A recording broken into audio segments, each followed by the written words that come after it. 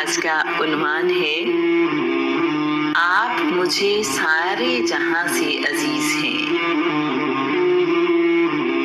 سیدہ خدیجہ کا بھتیجا حکیم بن حزام حباشہ کی منڈی میں موجود ہے۔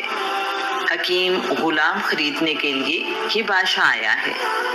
ڈھونڈتے ڈھونڈتے ایک غلام نظر آیا ہے جو باقی سب سے مختلف ہے۔ کھڑے ہونے کا انداز، بات کرنے کا سلیقہ، آنکھوں میں حیا۔ حکیم نے سوچا کہ یہ غلام ضرور خریدوں گا۔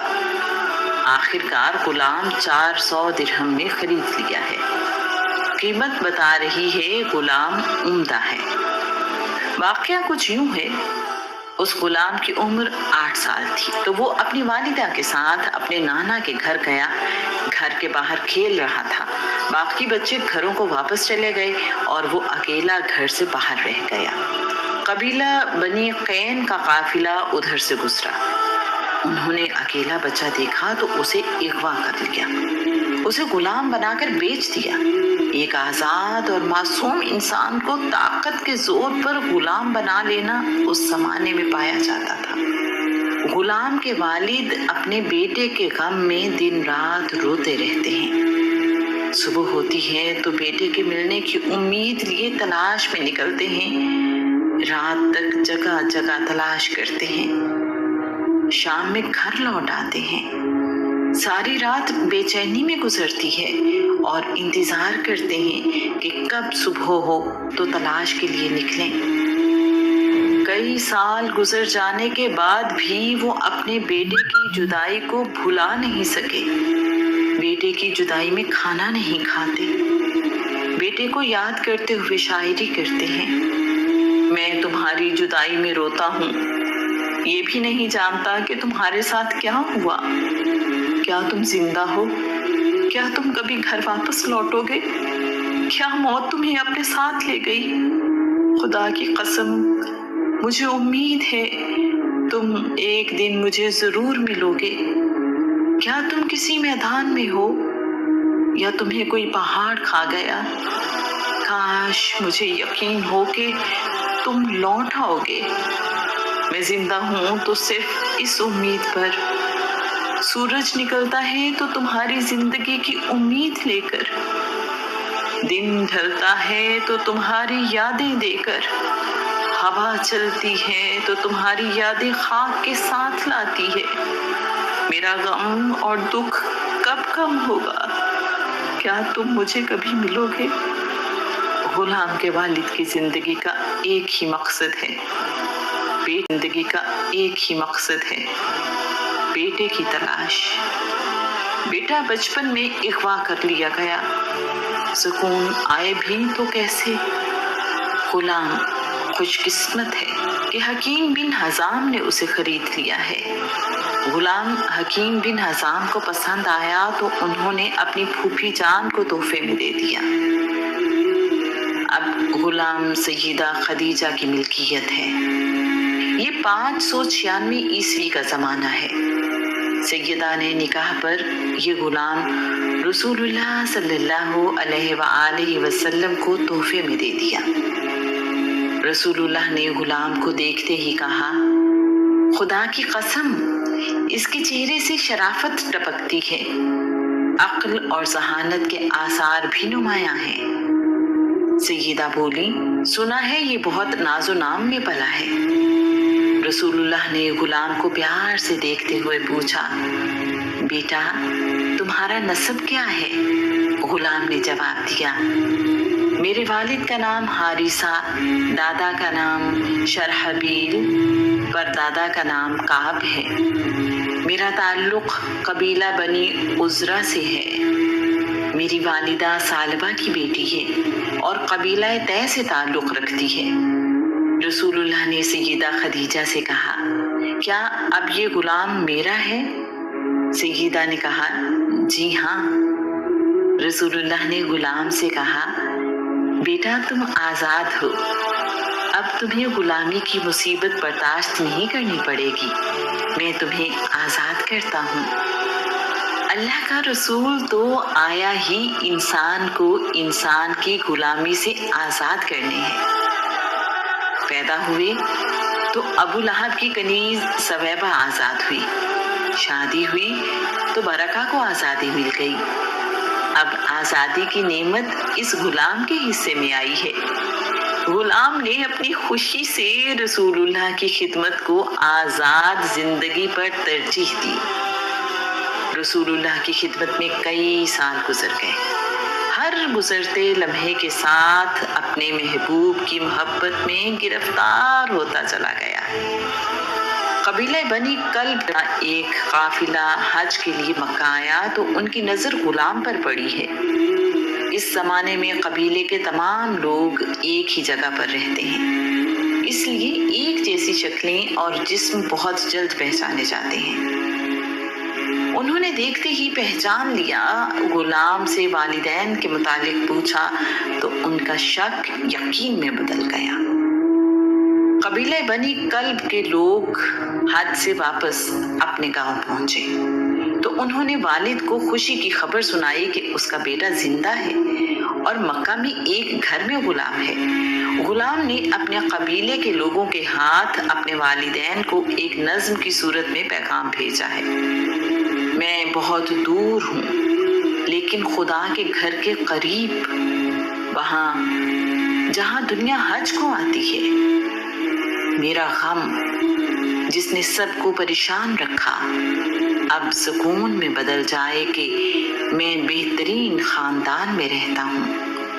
तमाम बाप और बेटे करीम हैं, माद के खानदान में हूँ। गुलाम के वालिद पैगाम सुनते ही खुशी से रो रहे हैं। बाप बेटे की जुदाई को 17 साल गुजर चुके हैं।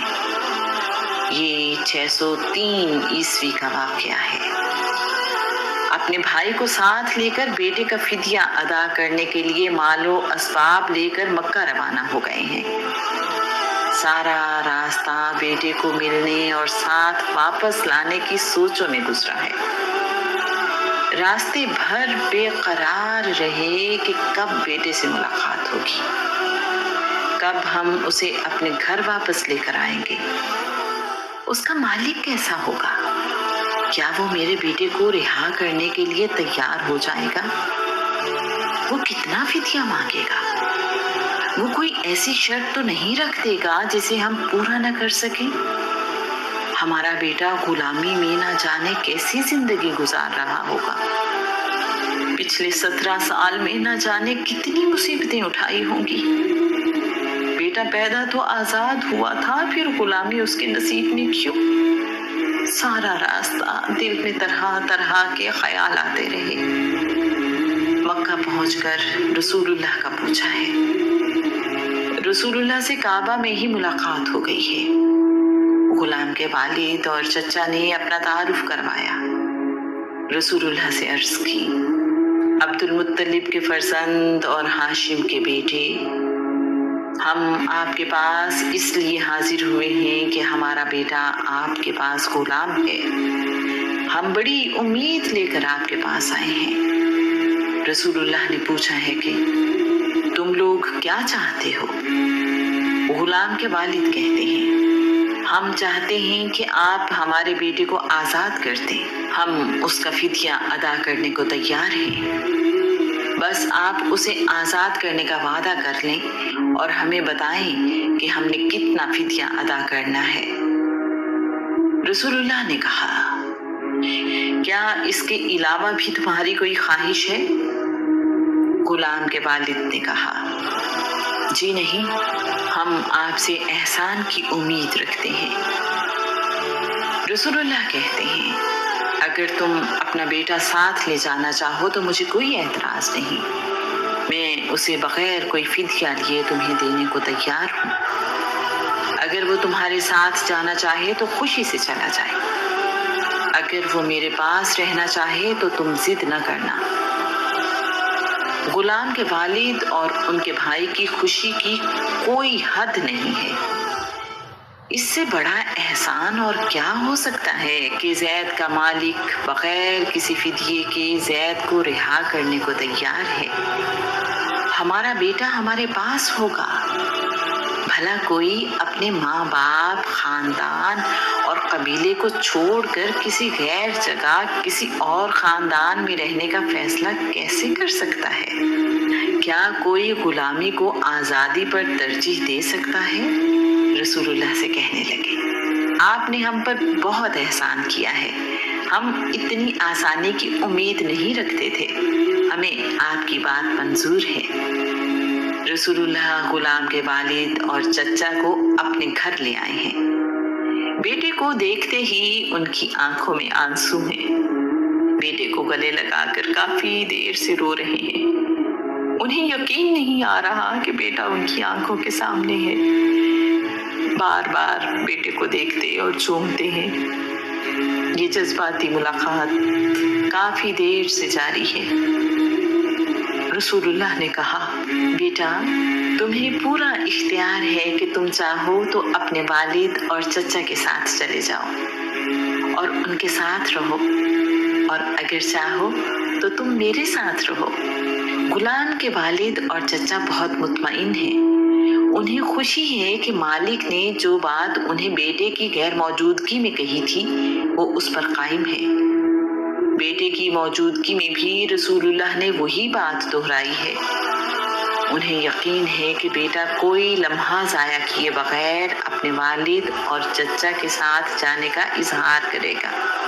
فطری اور ظاہری طور پر یہی ہونا چاہیے، لیکن ایسا نہیں ہوا۔ غلام نے کہا، مجھے میرے والد اور چچا بہت عزیز ہیں۔ میں اپنی والدہ اور بہن بھائیوں کو بھی بہت یاد کرتا ہوں، لیکن میں ابن عبداللہ محمد کو چھوڑ کر نہیں جاؤں گا۔ یہ مجھے سارے جہاں سے عزیز ہیں۔ یہ جواب غیر متوقع ہے۔ انہیں اپنے کانوں پر یقین نہیں آ رہا۔ وہ کہتے ہیں، بیٹا کیا تم غلامی کو آزادی پر ترجیح دیتے ہو؟ کیا تم اپنے والدین اور خاندان کو چھوڑ کر غیروں میں رہنا چاہتے ہو؟ غلام نے جواب دیا، میں اپنے مالک کی عادتوں، ظرف اور حسن سلوک کو دیکھ کر دنیا میں کسی اور کو ان پر ترجیح نہیں دے سکتا۔ مجھے ابی القاسم محمد کی غلامی دنیا کی تمام نعمتوں اور آزادی سے کہیں زیادہ محبوب ہے۔ غلام کو رسول اللہ کے ساتھ رہتے ہوئے اس وقت تک 10 سال گزر چکے ہیں۔ وہ رسول اللہ کی زندگی کے ہر پہلو سے واقف ہے۔ سیدہ خدیجہ کا حسن سلوک بھی اس کے سامنے ہے۔ اس غلام کا باپ اور چچا سمجھنے سے قاصر ہیں۔ انہیں سمجھ نہیں آ رہا کہ اس صورتحال میں کیا کریں۔ وہ رسول اللہ سے وعدہ کر چکے ہیں کہ اگر بیٹا ان کے پاس رہنا چاہے گا تو وہ واپس لے جانے کی ضد نہیں کریں گے۔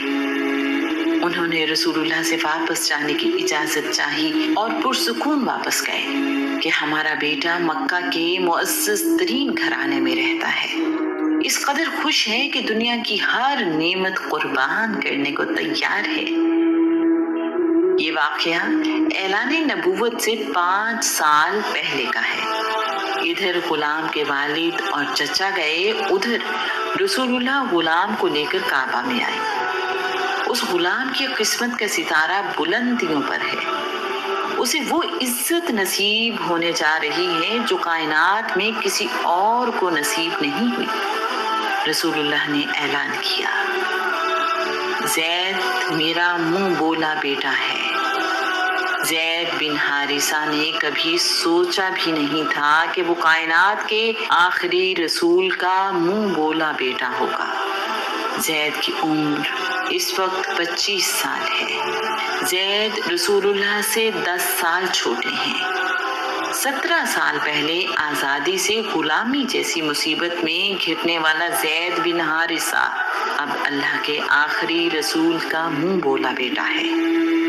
رسول اللہ کے صحابہ میں سے زید بن حارثہ واحد صحابی ہیں جن کا نام لے کر قرآن مجید میں ذکر کیا گیا ہے۔ کائنات میں کسی کو غلامی نے اتنا بڑا مرتبہ نہیں دیا جتنا زید بن حارثہ کو ملا۔ اس زمانے میں یہ عام ہے کہ بیٹا اپنے نام کے ساتھ منہ بولے باپ کا نام لکھتا ہے۔ ایسا عزت کے لیے کیا جاتا ہے۔ زید بن حارثہ نے اس کے بعد اپنا نام زید بن محمد استعمال کرنا شروع کر دیا۔ ایسا اس وقت تک ہوتا رہا جب تک قرآن پاک میں اس طرح نام استعمال کرنے کی ممانعت نہیں آئی۔ اس کے بعد زید پھر سے زید بن حارثہ کہلائے۔